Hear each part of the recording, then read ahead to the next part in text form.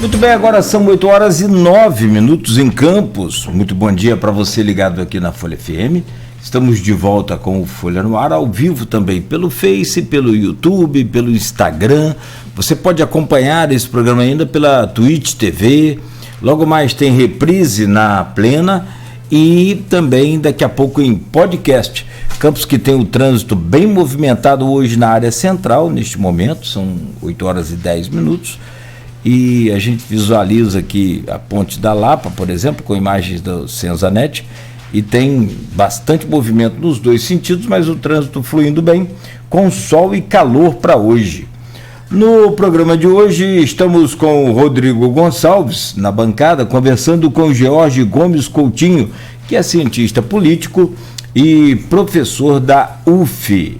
Voltamos já então com o oferecimento de Proteus, Unimed Campos, Laboratórios Plínio Bacelar e Vacinas Plínio Bacelar. Rodrigo, você abre esse bloco? Você fez uma pergunta antes da minha, do fortalecimento da democracia, mas eu não lembro o que você falou. Eu não queria falar nada que eu esqueci também, mas...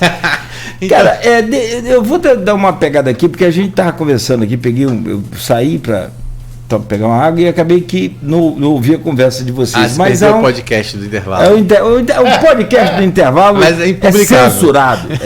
O podcast vai seguir em off. É que, o George, você citou aí muita coisa que dá para fazer um desdobramento aqui de, como diz, uma série de Netflix com várias temporadas. Cara, é uma situação para ser analisada muito calmamente e de preferência, claro, como está sendo feito aqui, imparcialmente. Porque à medida que você contesta os atos, você é petista. À medida que você aprova os atos, você muda. Então, assim, nesse caso, é claro que aprovar esses atos fica muito claro que você é radical. Agora, tem outros casos, assim, que você vai comentar e logo os caras entram nesse dualismo, nessa divisão. Então, deixa eu tentar entrar por aí, Nogueira. Que o Brasil pegou. E aí eu quero tentar entender se nós, por favor, só antes de você colocar, porque aí você me ajuda com sua inteligência. Se nós, que sempre fomos, aliás, você vê Campos é dividido até pelo Rio, tem um lado de lá e tem um lado de cá. Campos tem garotinho e tem os contra garotinho. Então, assim, a gente vive nessa polarização há muitos anos, só que não nessa radicalização. Você acha possível, dentro da ciência política, essa radicalização um dia voltar a encolher, ficar naquele cantinho dela? Muitos falam até outras palavras, mas eu vou botar no cantinho dela. Eu vou reiterar um pouco digamos... um posicionamento que é bastante disseminado na área, e eu concordo com ele, por isso que eu vou reiterar, que o problema não é polarizar. O problema não é esse.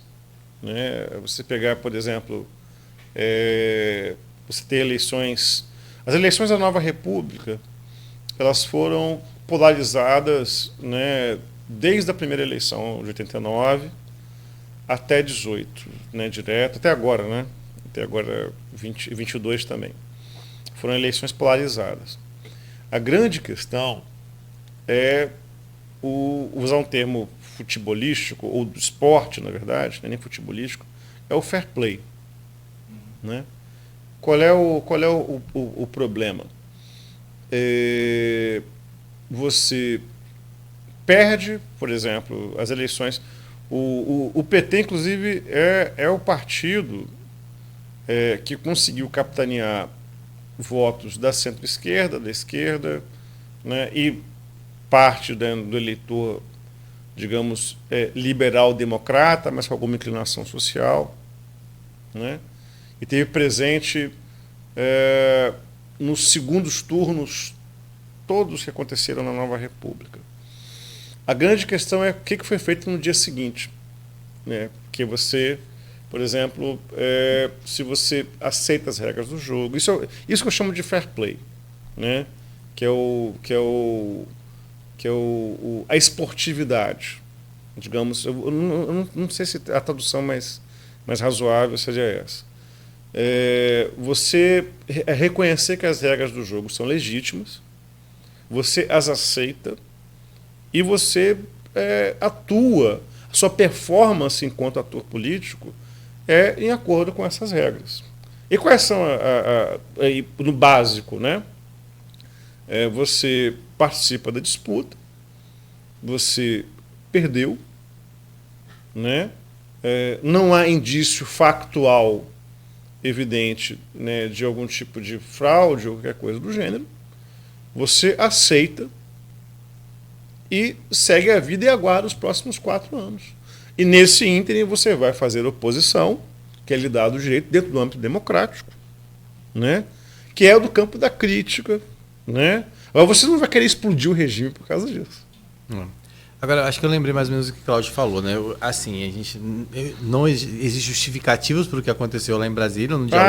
As motivações. Mas as motivações, eu acho que é uma coisa que a gente pode falar aí, porque é uma coisa que antecede muito aí, e aí, obviamente, não tem como não falar também, né? Que assim como hoje os próprios erros da extrema-direita, vamos dizer, da direita conservadora elegeram de novo a esquerda, né? No passado, os erros da esquerda fizeram com que esse movimento bolsonarista ganhasse força e a extrema-direita viesse com tanta força nos últimos 4 anos. Então, acho que para falar das motivações, a gente tem que fazer esse retrospecto, né? Tem, e eu acho que ajuda a gente a entender o seguinte aspecto. Eu acho que que nós estamos chamando de direita radical, de extrema-direita, hoje no Brasil, eu defendo que é um grupo heterogêneo, tá? Não é uma massa, né, uniforme, né? Você vai ter diferentes perfis compondo esse grupo que eu estou chamando de extrema-direita. Quem está, né, nesses grupos? Quando você consegue compreender quais são os grupos que constituem a direita radical, você consegue chegar às motivações. Entende? Tudo.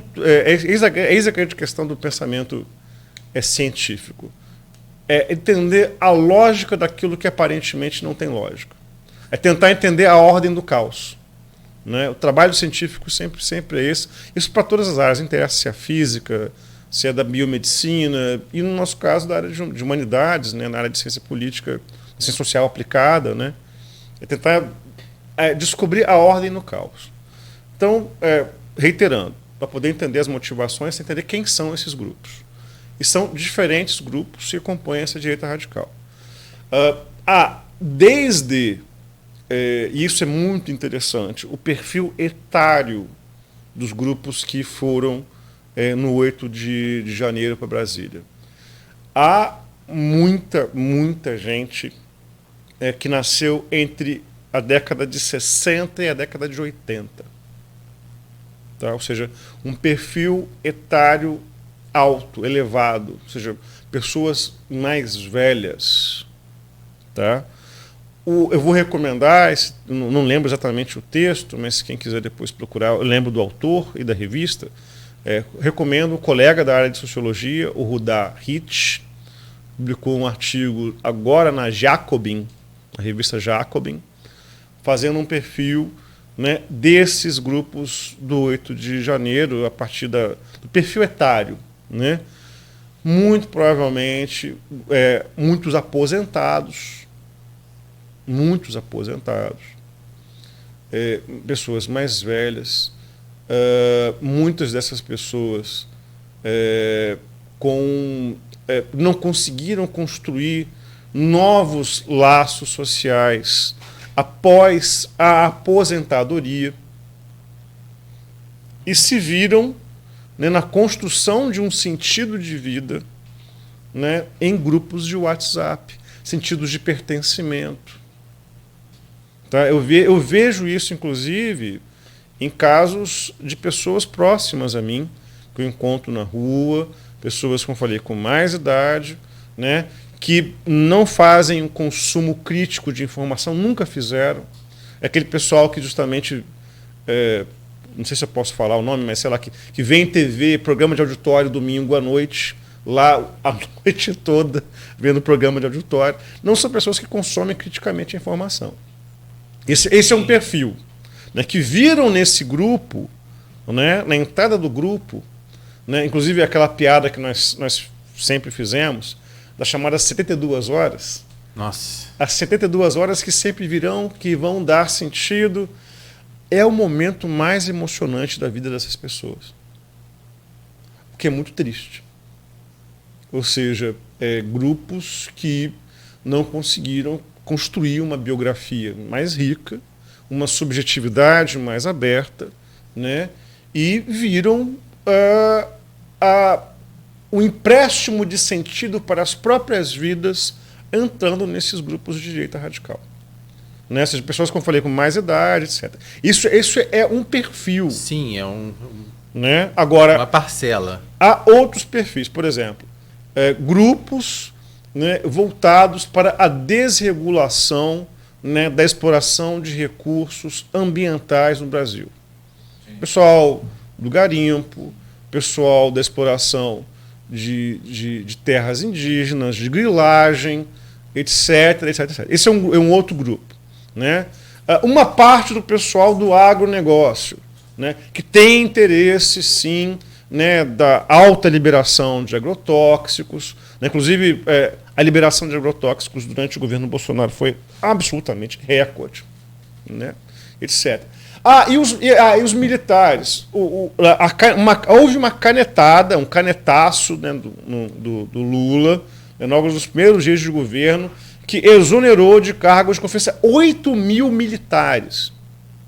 8 mil militares é gente para chuchu, que também tem seus interesses. Ou seja, e quais são as motivações? Esses são os grupos. As motivações. E tem ainda o grupo, que é um grupo que cresceu muito também, que é a questão de armamento, né? Também foi uma coisa que... Muito obrigado, Rodrigo. Eu acho que os CACs, eles estão aí diluídos, mas eu acho que o grupo mais forte é do empresariado, né? Da indústria armamentista. Perdão, porque eu também achei assim estranho esses CACs terem tanta força assim. Ser tão grande. Cresceu. Mas falei, não. Explica o que é CACs para quem não sabe. Clube legal. de atiradores, né? Caçadores, colecionadores e caçadores. Uma coisa assim. É isso. Então, eu vou até pesquisar aqui, porque em respeito aí aos que são legais, né? Isso a gente tem que respeitar. Mas houve uma desregulação dessa área que foi uma coisa de louco. Não, desordenou a coisa toda. Nogueira, o pessoal que trabalha justamente na segurança pública, trabalha com armamento pesado, você vai comprar um fuzil, que fuzil você usa para ter domínio territorial. Um cidadão comum vai ter um fuzil para quê, meu amigo? Você está em guerra contra quem, meu irmão? Pois é. Você está defendendo um território? Que diabo é isso? Aí eles falam, mas os bandidos têm, mas aí é outra coisa, né? Não, mas não é para ter, não é para ninguém ter. Não é para ninguém ter. Exatamente. É somente para ter as forças de segurança e as forças armadas. Acabou. E olha lá. E ainda assim, forças de segurança. E se os bandidos têm, eles são o quê? Bandidos. Justamente. Então, colecionador, atirador, desportivo e caçador. Exatamente. Então, quais são as motivações, né? A motivação justamente envolve a manutenção do status quo, ou seja, do conjunto de regras, valores, ações, instituições, tal qual elas funcionavam no governo Bolsonaro. A motivação era essa. Porque qual é o ponto? Houve uma eleição legal, uma eleição legítima, né, em outubro de 2022 neste país, né? E você tem, em paralelo, a discussão sobre uma tentativa de tornar essa eleição ilegítima para esses grupos em prol da manutenção do status quo do governo Bolsonaro. A motivação é essa. Porque, eis a grande questão, esses grupos, inclusive, um dos agentes que está foragido em Campos, né, que participou, né, que participa, é um agente conhecido, né, dessa direita radical, ele é uma caixa de ressonância das falas do Bolsonaro. Você nota, se você acompanhar, e eu acompanho em rede social, por interesse justamente da área de ciência política, eu acompanho, um desses agentes está foragido, né? Ele não cria quase nada, ele não tem nenhum discurso autêntico, original dele. Ele está sempre reproduzindo o discurso da liderança com a qual ele segue, né? Então, a grande questão é que você tem uma pauta, uma agenda que começou a ser implementada durante o governo Bolsonaro, que esses grupos defendem. A motivação é essa, é a defesa desta agenda. É uma agenda altamente conservadora, altamente reacionária em uma série de aspectos, e defende a violência política como atuação na sociedade brasileira. Agora, eu sei que é uma coisa bem polêmica de se falar, mas a gente tem que falar da parcela religiosa, né? Porque a quantidade de pessoas envolvidas que utilizaram da religião até como massa de manobra foi incrível, assim, algo. Tem também uma explicação, porque quando você fala assim, né, de uma parcela conservadora, aí você consegue até encaixar esse grupo religioso, as pessoas, né, que utilizam da religião para isso, né? Mas quando você fala em violência e em todos os outros quesitos que compõem o bolsonarismo, essas pessoas nada têm a ver com isso. Não condiz com o que elas pregam enquanto religião. Mas que está. Há um outro trabalho, né, feito também pela galera da ciência política, mas também pelo pessoal da sociologia política. Há também um trabalho de teólogos sendo feitos nesse momento, né, acompanhando esse trabalho de, como é que eu vou dizer, de um extremismo religioso cristão no Brasil. Tá? Eu posso falar isso muito tranquilamente, até porque eu já sei que, por exemplo, o bispo campista, o Dom Fernando, está em outro campo. Está defendendo, inclusive, o diálogo e a discussão, né, arejada, etc. Então ele está num outro patamar. O Dom Fernando é da administração apostólica romana, São João Maria Vianney, que é a ala conservadora da igreja em Campos.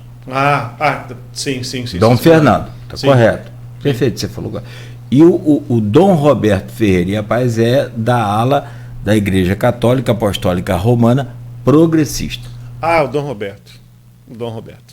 Né? Eu sei que está no outro campo. Né?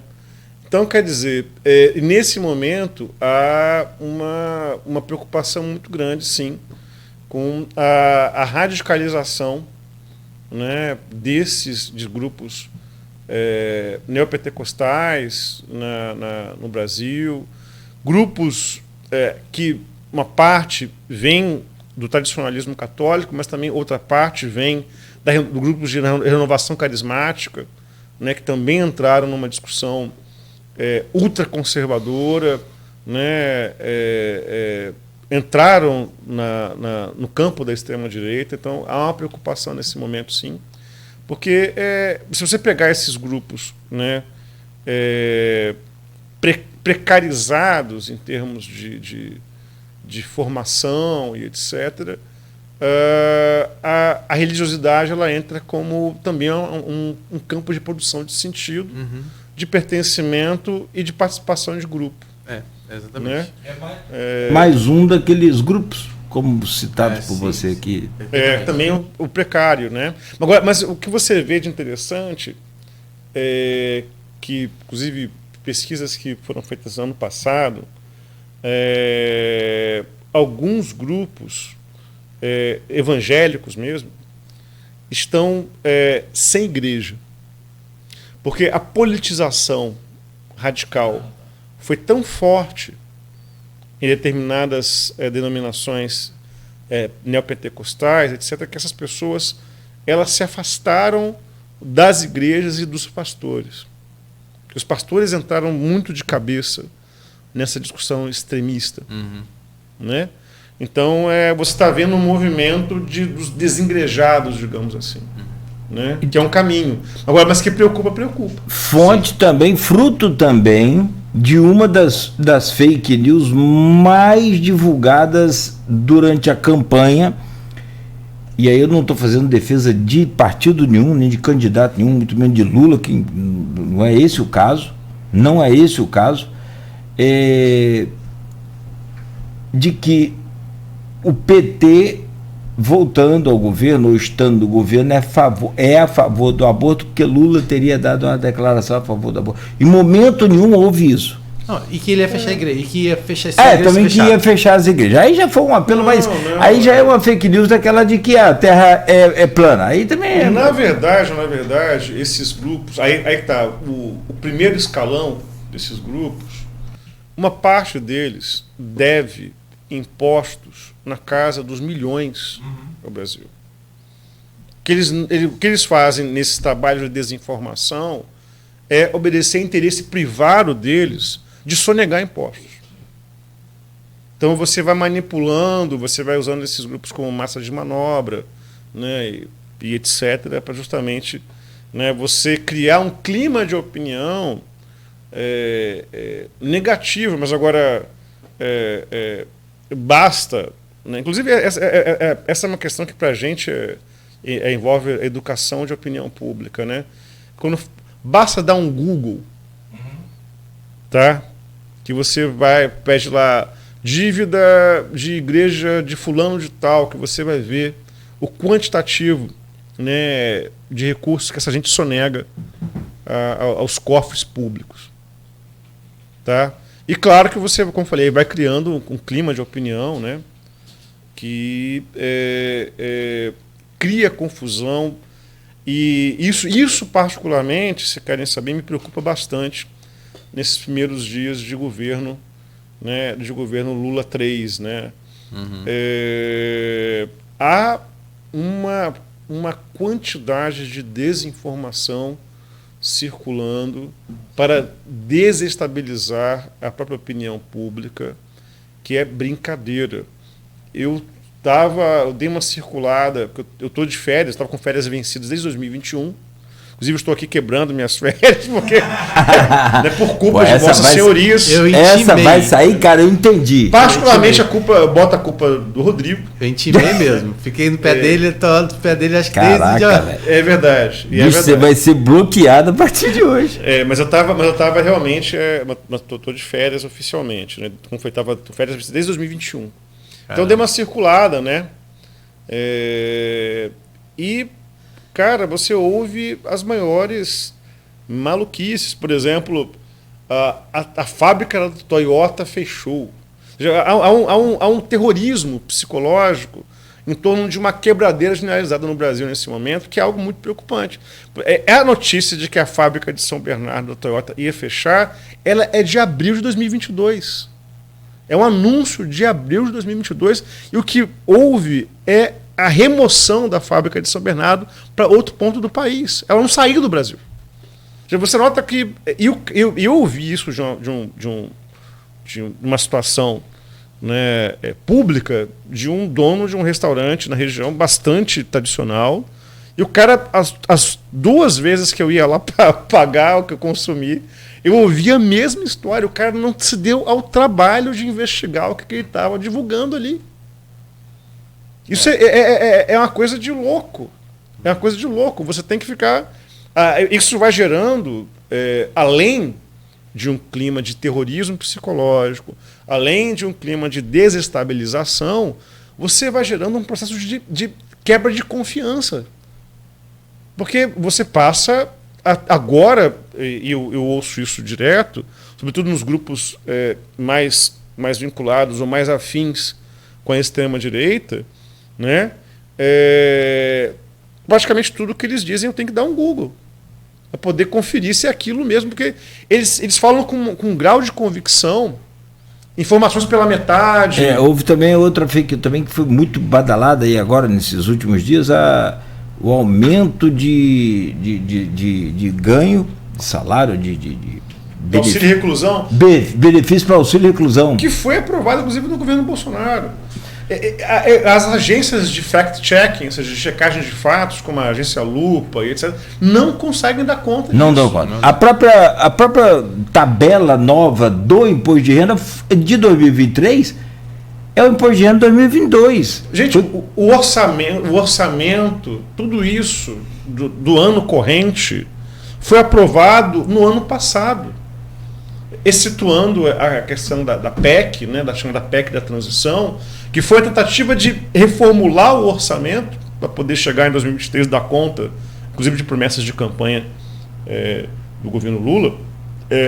Mas a série de decisões tomadas que estão em vigência para 2023, elas são tomadas no ano fiscal anterior. Elas não sabem esse elemento básico.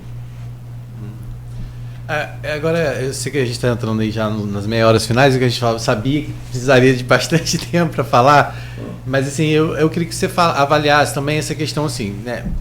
É óbvio que o que a gente viveu foi também muito fato do que o PT representou nos últimos governos, principalmente na questão vamos dizer assim,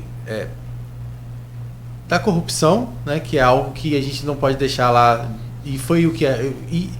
Só que você vê também o discurso das pessoas falando, porque roubaram no governo, e muitas vezes são pessoas que também não tem, vamos dizer assim, uma ficha muito limpa para poder estar usando desse artifício para questionar. Né? Mas a gente não está também, mais uma vez, invalidando o que aconteceu, que resultou prisões, dinheiro sendo devolvidos, houve corrupção e foi comprovado. Né? E agora a responsabilidade de Lula ou de qualquer outra pessoa é algo que a justiça está aí ainda, né, em algum momento, se ele foi candidato é porque entendeu que ele poderia ser candidato.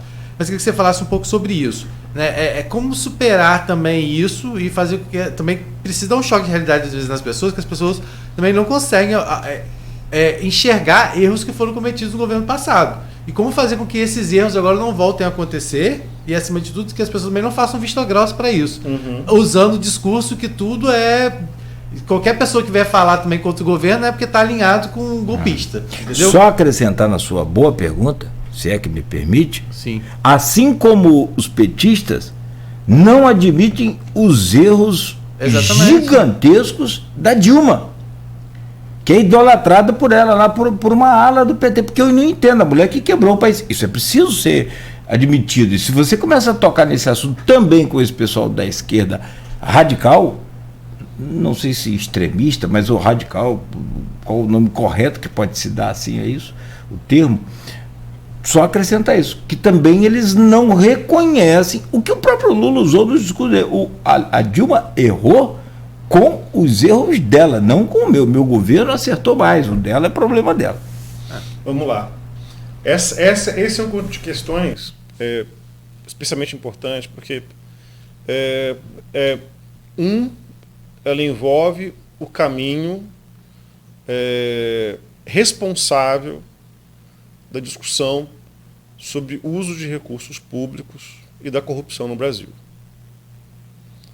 E 2, sobre o que foi o governo Dilma, especialmente o final do governo Dilma, e o que foi o início do Dilma 2.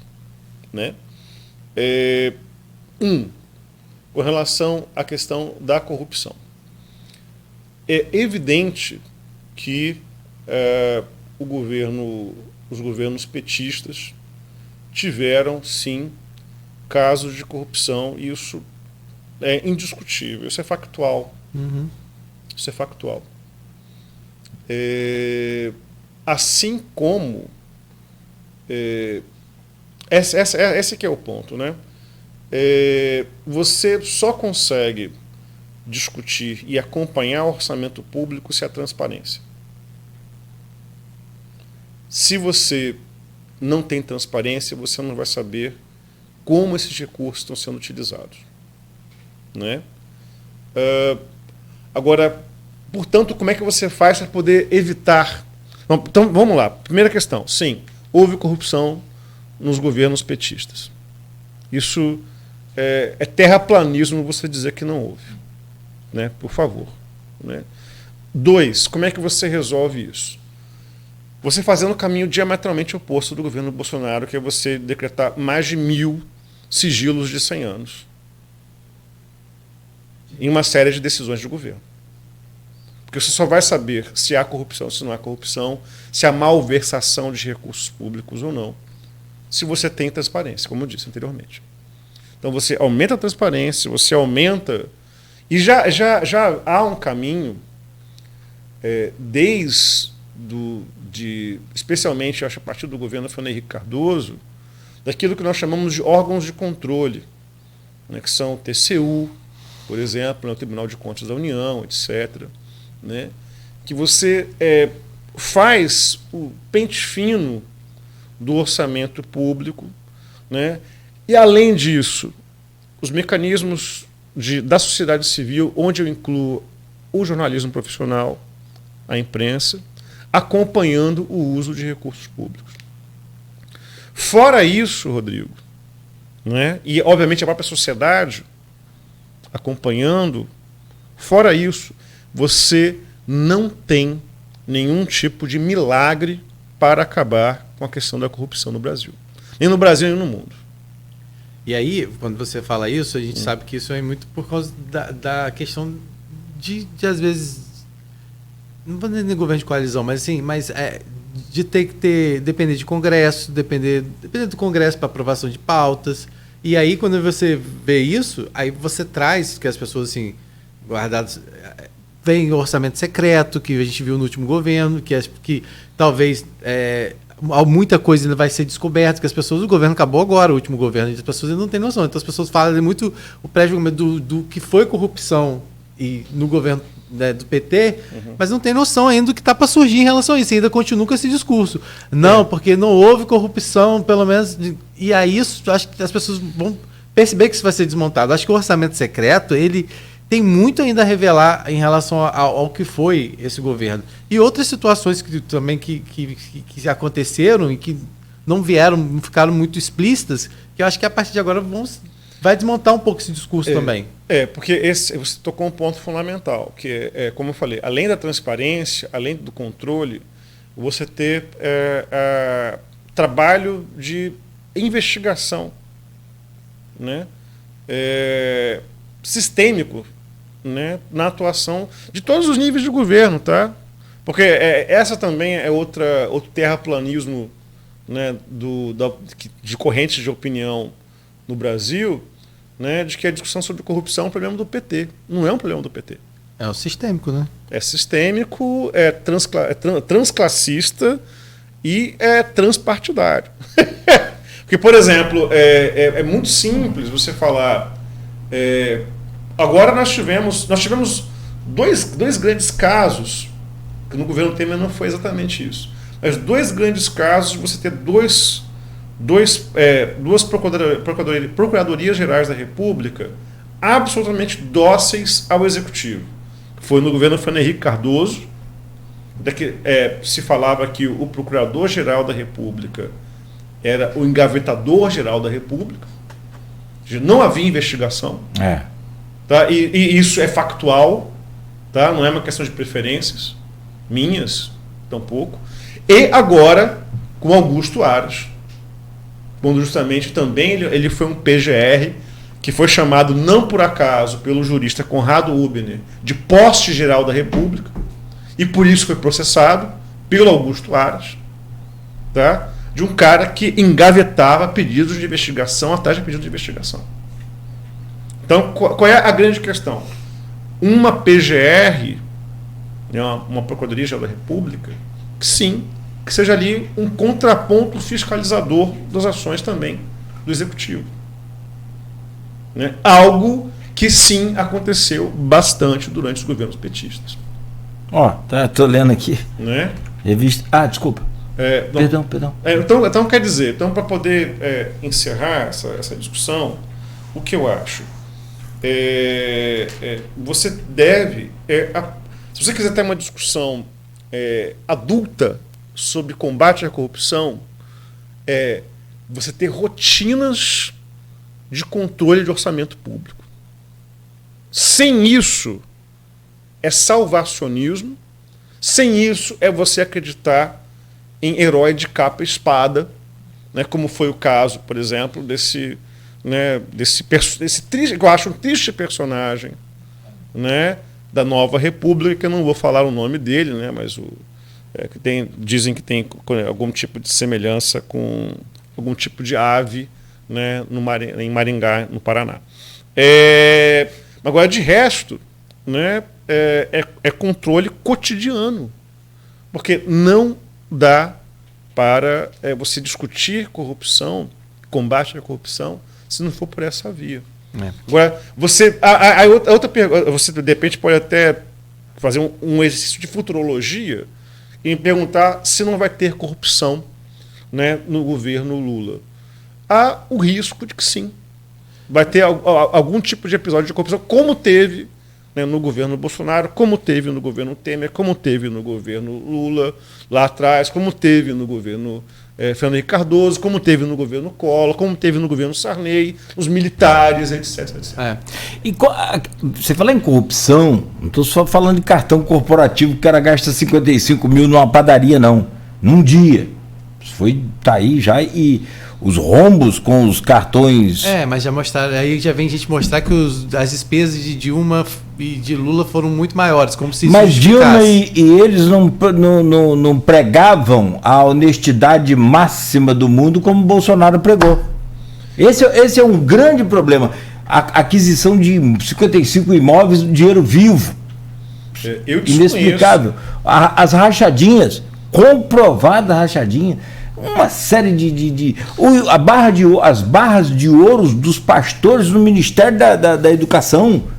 É porque existe uma questão, o que comprova uma moralidade distorcida do brasileiro, de que se acredita que existe pecado maior ou menor. Enquanto que o conceito do pecado, ele permanece para todos os pecadores. É o falso moralismo. Isso ganhou força como nunca.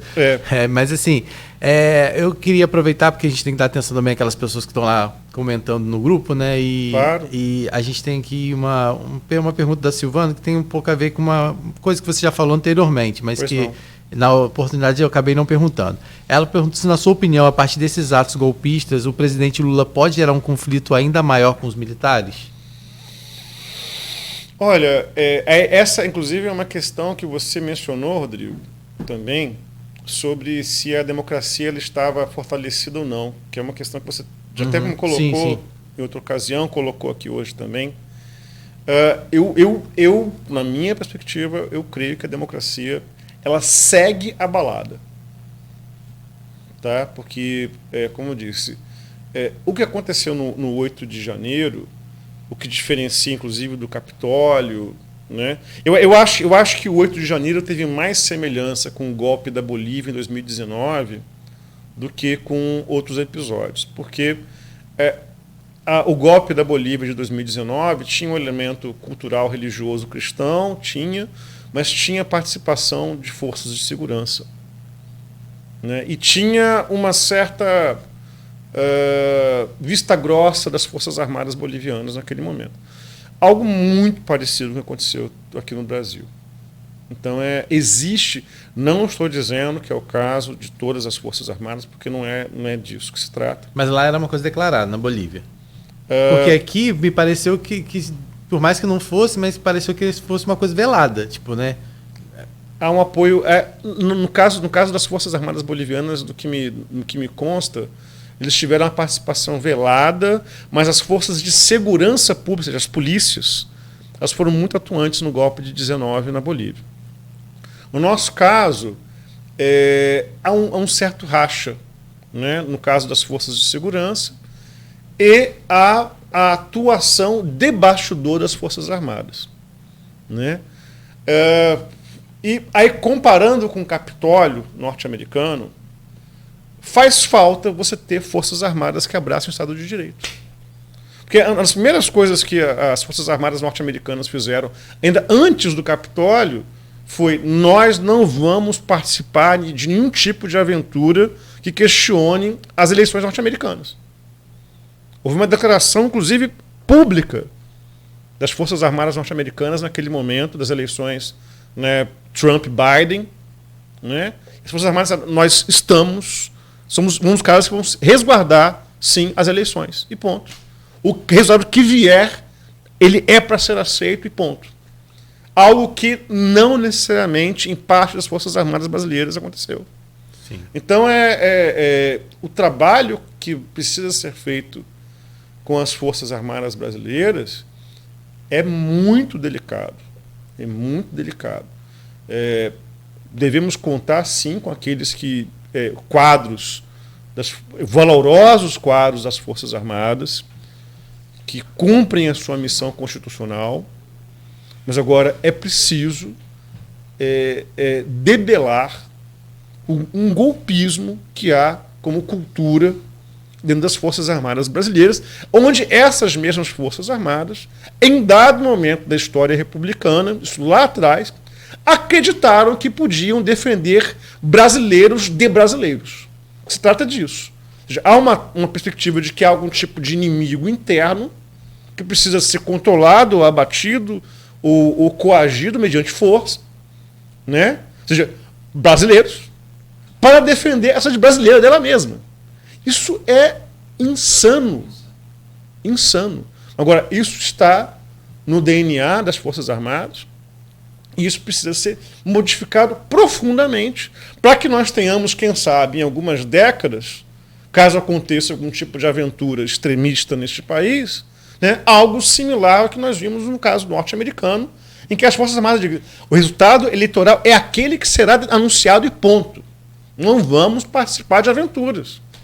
A própria dúvida, ou o próprio uso das forças... Sua análise foi perfeita. Desculpa se eu estou... Mas, sinceramente, perfeita essa coisa das Forças Armadas defender o Brasil do brasileiro. Isso não faz sentido. Absolutamente.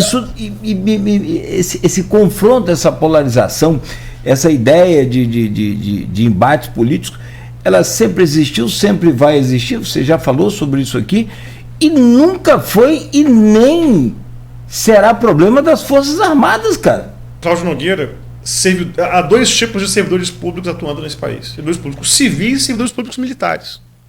Todos pagos por impostos de brasileiros. De todos os brasileiros.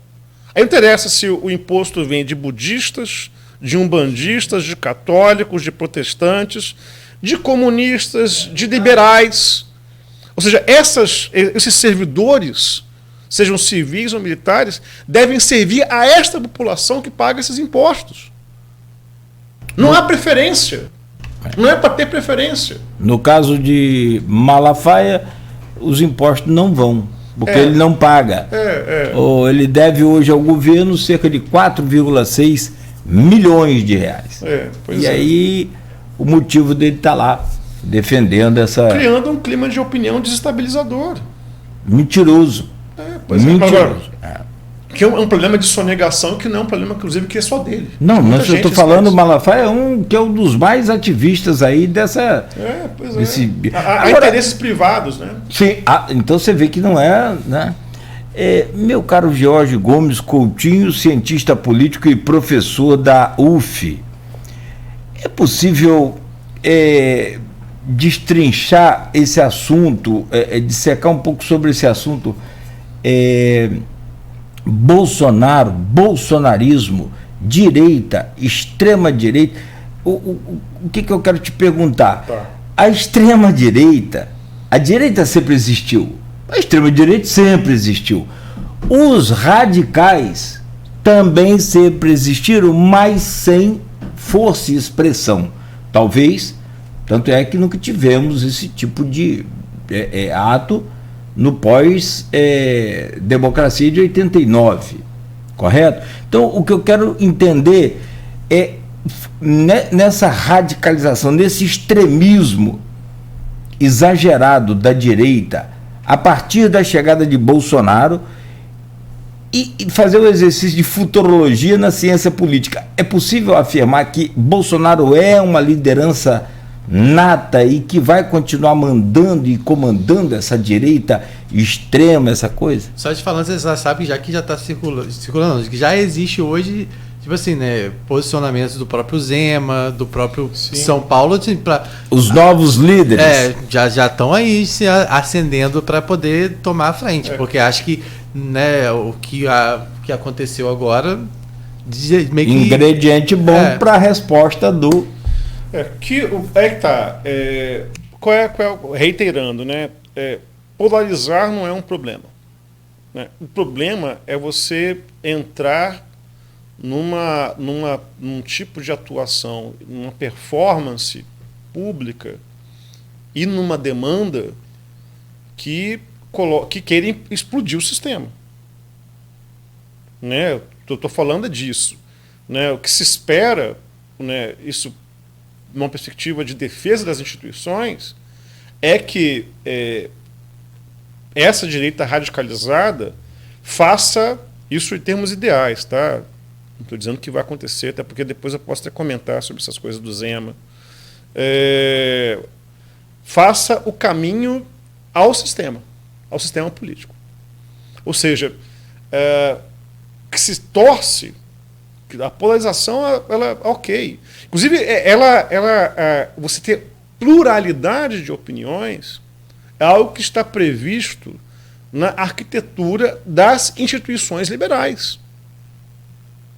Não é para você ter, né, quando elas são imaginadas, começam a ser imaginadas desde o século XVII, século XVIII, né, no mundo anglo-saxão, não é para você ter uma opinião pública ossificada, não. Você pode ter pluralidade. Só para você não cortar, só para você já emendar, porque o Edmundo está falando algo parecido aqui, e eu acho que Edmundo Siqueira está comentando lá, depois se você puder... Um abraço, Edmundo. A gente acabou não conseguindo falar dos comentários que estão lá, e depois se você puder entrar lá na nossa live e responder, vai ser até um prazer de ter a oportunidade de ver essas respostas suas lá.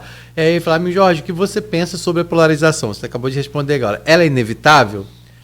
Nas democracias, a tendência são 2 ou 3 partidos com vocação presidencial, mas nós temos um presidencialismo de coalizão que existe o pluripartidarismo. Mudar isso é possível? Mudar isso é possível e está mudando. Bom, vamos lá, né? Então, qual é a questão? É preciso trabalhar as diferenças programáticas dentro das instituições. Porque elas existem para isso. Porque fora das instituições, o que você vai ter é violência, meu amigo.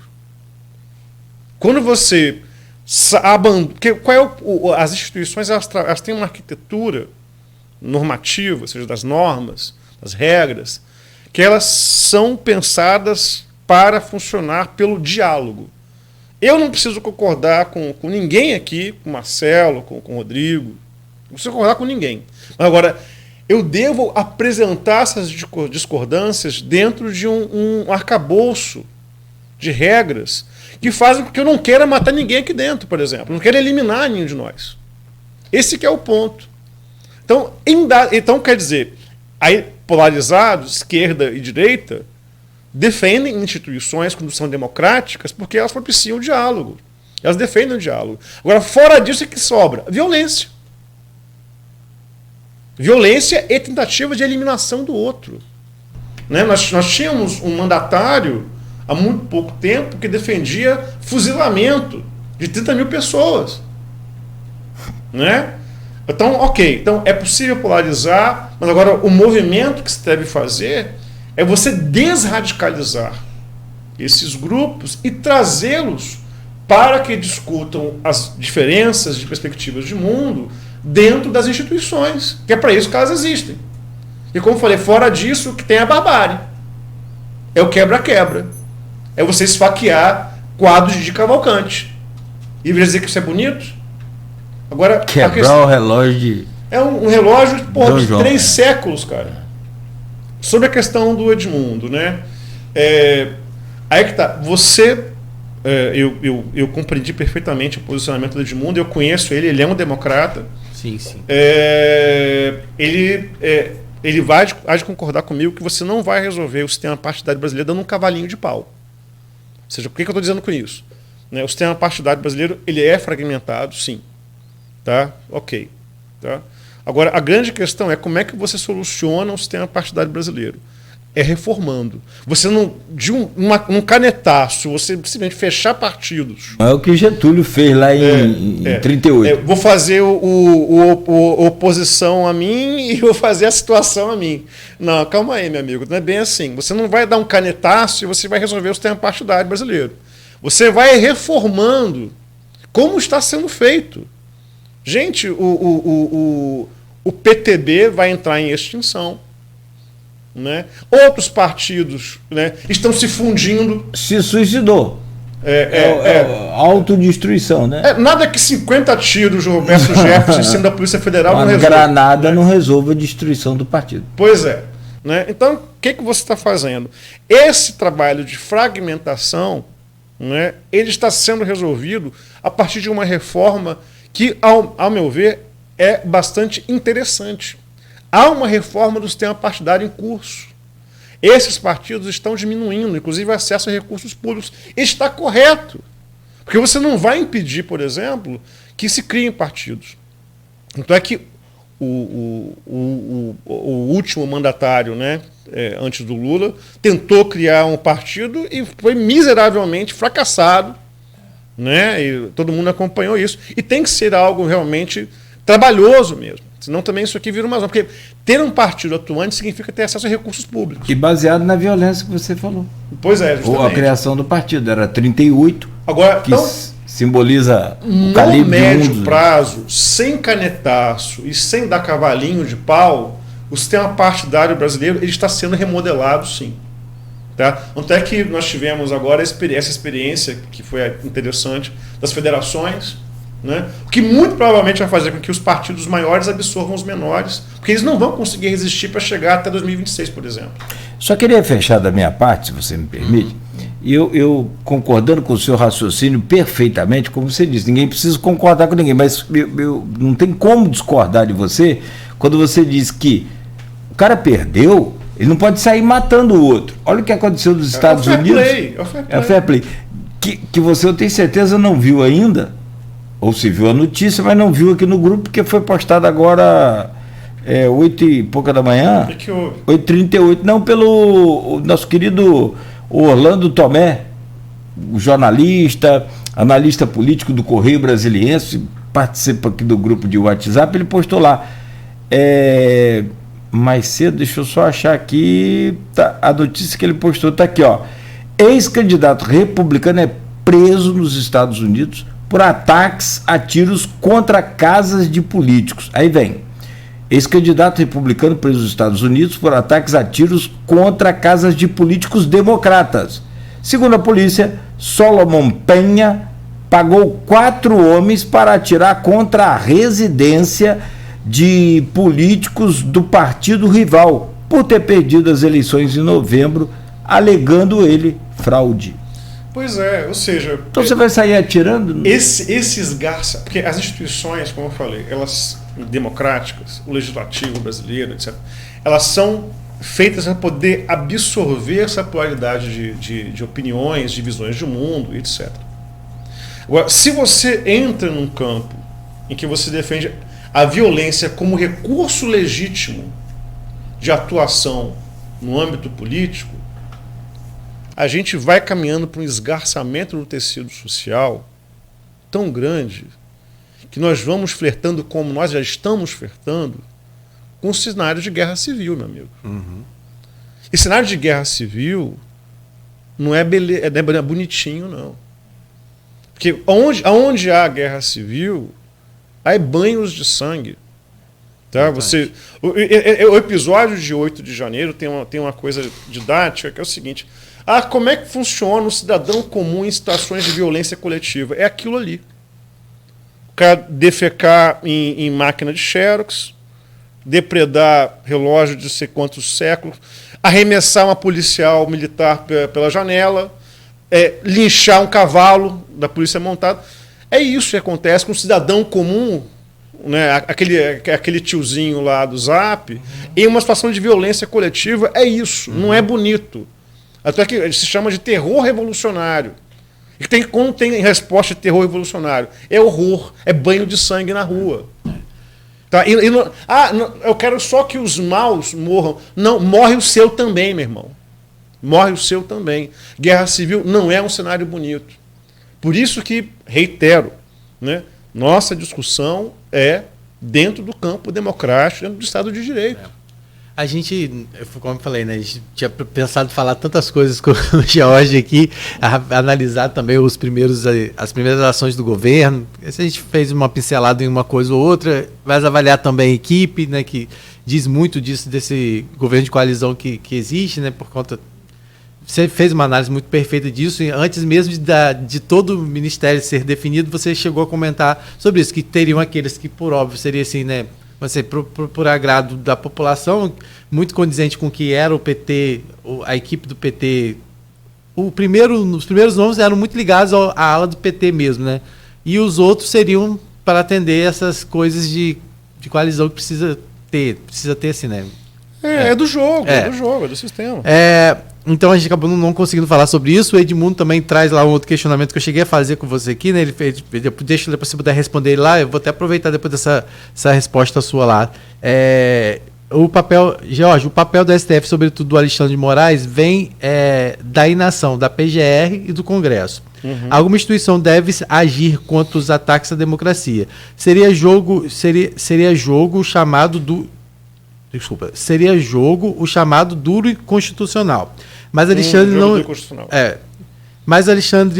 mas o Alexandre não está com mútuo poder nas mãos. Isso não é perigoso? Foi o que eu falei. Essa questão da personificação do Alexandre também é uma coisa que assim, eu vou só ponderar e você me fala, né, a sua opinião rapidamente. Eu sei que é difícil até, mas muita gente criticava as atitudes que o Alexandre de Moraes estava tendo antes de a gente chegar ao que chegou ao 8. Fico pensando, se não tivesse também tido as atitudes que ele teve lá no passado, isso não poderia ter sido até pior. Ou se isso também inflamou. Porque quando ele questionava atos, posicionamentos, muitas pessoas falavam a liberdade de expressão, que foi usado também de forma descontrolada isso. Né? Mas será que não faltou, talvez, um pulso até mais forte para evitar o que a gente viveu no dia 8? Porque o que a gente viu foi, passou em frente ao quartel, ninguém fez nada.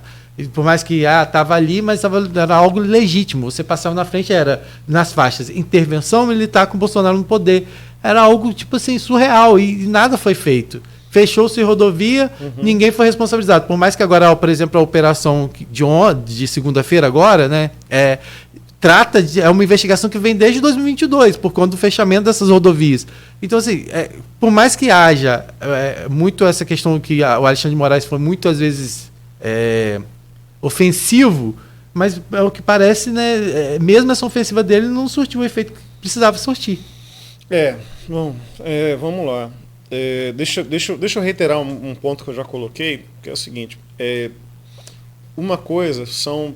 e é do jogo democrático, você tem manifestações, como eu falei, que visam garantir direitos que já estão previstos na Constituição, que às vezes é a habitação, saneamento, transporte, etc.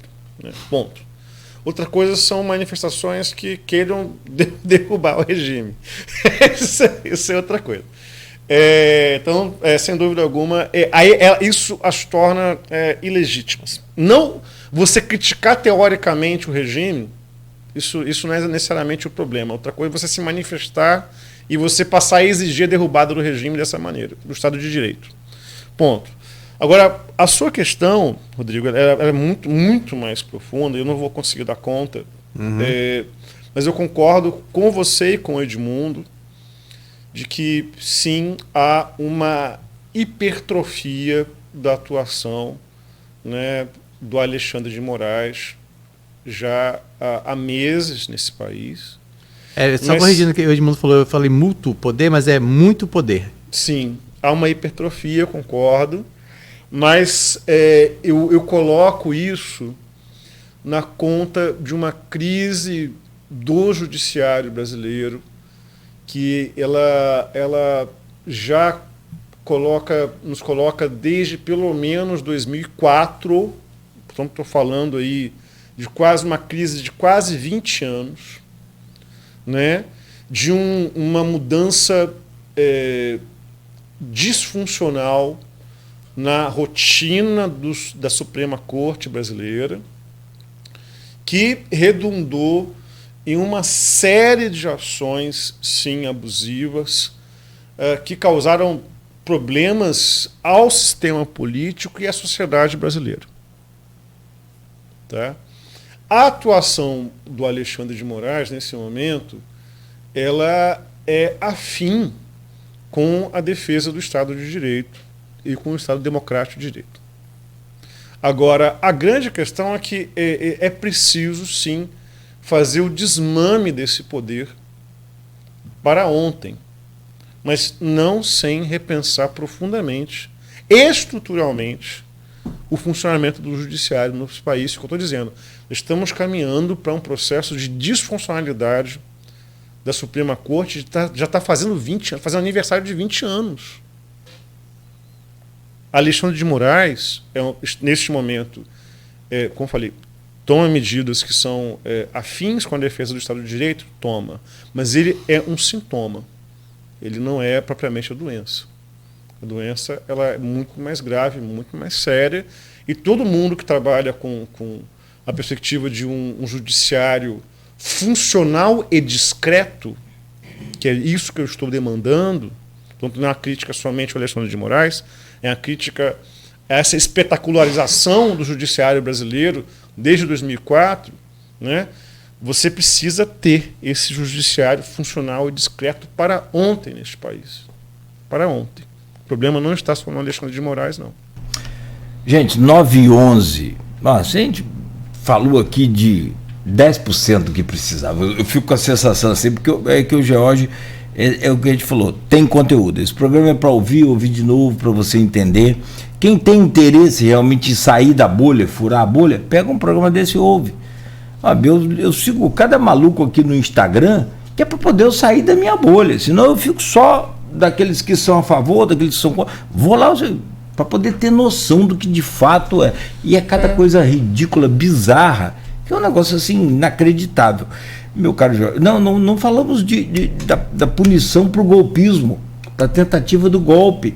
Isso dá um outro programa também. A gente falou, mas não falou assim especificamente, porque a gente falou mais dos atos terroristas, que o Alexandre de Moraes está chamando de ato terrorista. E eu vou nessa linha aí. As divergências técnica, jurídica. Do próprio STF, essas divergências, assim, mas se aquilo ali não é ato terrorista, bota bomba. E a bomba só não explodiu, segundo os especialistas, a análise técnica, porque ela falhou. A gente está num ritmo de terrorismo doméstico, sim, né, com esses atentados, ameaça, por exemplo, a refinarias, a transmissão de energia. Isso está no campo do terrorismo clássico mesmo. Sim, agora, se houve derrubada de torres aí, isso é terrorismo. Se não é, eu não sei mais. Você, por exemplo, fechar rodovias tendo por pauta. A pauta é essa, né? A pauta é você derrubar o regime. Derrubar o regime. Né, você promover um golpe de Estado. Né? A pauta é essa. E isso está no campo, sim, de terrorismo. E o que nós tivemos no 8 de janeiro são atos de terror. Né? O que é o ato de terror? Né? Que acontece em qualquer ação coletiva descoordenada, de alguma maneira, como nós vimos. É você causar um impacto psicológico muito forte no restante da sociedade a partir daquele conjunto de atos. Né? Então, isso, de fato, terror houve no dia 8. Isso não tem a dúvida. E por um milagre não morreu ninguém. Mas essa é uma preocupação dos grupos que estão tentando debelar esses movimentos golpistas. Não entregar um cadáver que vá servir de mártir para esses movimentos. Então, a atuação das forças de segurança... Após a intervenção. Essas sim foram absolutamente corretas e muito conscientes da missão e do problema histórico que é você enfrentar esses grupos golpistas de extrema-direita. 9h14. Em uma palavra. Uma. Amigo, você é professor, você é cientista, se vira. Minha função é complicar a sua. Tô vendo. Mas eu sou seu amigo e já falei que te amo. Isso aí não tem problema. Mas vamos lá. Em uma palavra. Dia 8 de janeiro. Define aí para mim, por favor. Uma palavra? Terror. Jorge, grande abraço. Muito obrigado, parabéns pelo seu trabalho, pela sua luta. Não é fácil ser cientista nesse país onde os caras acreditam que a Terra é plana, de que a vacina não vale nada, como você falou, e alguns deles não aceitaram a vacina durante lá a prisão em Brasília, né? Várias vacinas foram oferecidas, inclusive da Covid eles não aceitaram, e isso aí você pode colocar tudo na conta de Bolsonaro, que ele foi contra a vacina o tempo todo, aí depois comprou a vacina, comprou porque não tinha como não comprar. Então, mas as vacinas para as crianças, por exemplo, ainda há problemas. Que aí que aí não é só essa, eu não vi ele fazer na campanha contra, mas a vacina da Covid ele foi extremamente contra, falou várias besteiras e está sendo processado por tabela, isso. Né? Mas aí já existiu um movimento antes, até lá na Inglaterra, ou naquela região, de que a vacina da polio não valia nada, que é tudo mentira. Quer dizer, as pessoas que se livraram da polio através da vacina, falando que a vacina não valia nada. Amigo, obrigado, bom dia, um grande abraço. Certo, eu só queria... Se me permite lhe desejar boas férias, para aliviar a barra de Rodrigo aí com você. Não, cara, eu acho que férias é um negócio psicológico. Não, mas... Como é que cientista político tira férias nesse país? Não dá. Tá difícil. Mas eu queria só fazer uma emenda aqui, uma gafe eu cometi. É o Dom Fernando, né, da Igreja Apostólica, da Igreja Católica. A tradicionalista é Dom Fernando. É Dom Fernando. A progressista é Dom Roberto Ferreira Paz.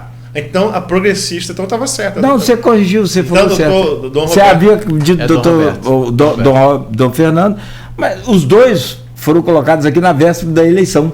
Se lembra daquele programa? Lembro. E aí, até a Luiz perguntou, o senhor é mais bolsonarista, o senhor é mais... Não, a gente só defende um pensamento contra o aborto, contra essa coisa. E de fato é. Agora, a revista Exame divulgou hoje que rapaz, vou levar uma chamada de Cristiano daqui a pouco, mas só para fechar, deixa eu ver se eu acho aqui rapidamente, está no Twitter, a revista Exame divulgou que Lula saiu de um programa internacional contra o aborto. Meu filho, isso hoje vai virar uma farra. Mas que ele já está ingressando num outro programa internacional contra o aborto. Então, quer dizer, aqueles tratados internacionais, né? Então, você já viu. Mas eu quero só reiterar esse ponto, que é o seguinte, eu queria justamente ressaltar a importância das lideranças espirituais, cristãs, que justamente se colocam favoráveis ao Estado democrático de direito. Eu incluo aí o Bispo de Campos. Ele como um agente importantíssimo nesse momento em que nós temos grupos cristãos fundamentalistas, radicalizados, de extrema-direita, extremistas, ter lideranças espirituais que apontem para a defesa do Estado de Direito é algo fundamental nesse momento, nesse país. A celebração dele de Santa Amaro, da missa de Santa Amaro, foi muito nessa linha. Né? Ele foi muito nessa linha. Inclusive na questão de outras religiões, citar outras religiões na celebração dele. Né? Então isso foi muito, muito forte. Quem acompanhou, eu estive lá, né, trabalhando, acompanhei a celebração, a missa, e realmente as palavras do bispo, quem tiver a oportunidade, acho que tem a live salva, tiver a oportunidade de ver. Um abraço ao bispo, estamos juntos na mesma luta. Isso aí. Rodrigo, obrigado, bom dia, até amanhã. Bom dia, até amanhã, obrado, George. Vê se param de atrapalhar as férias dos amigos. Vamos ver quem vai ser amanhã. Próxima vítima. Janeiro é complicadão. Valeu. 9h18, gente, perdão pelo avanço aí do programa, mas com o George vale a pena o puxão de orelha. A todos, bom dia. A gente volta amanhã às 7 horas da manhã, aqui na Folha FM, com o oferecimento de Proteus, Unimed Campos, Laboratórios Plínio Bacelar e Vacina Plínio Bacelar.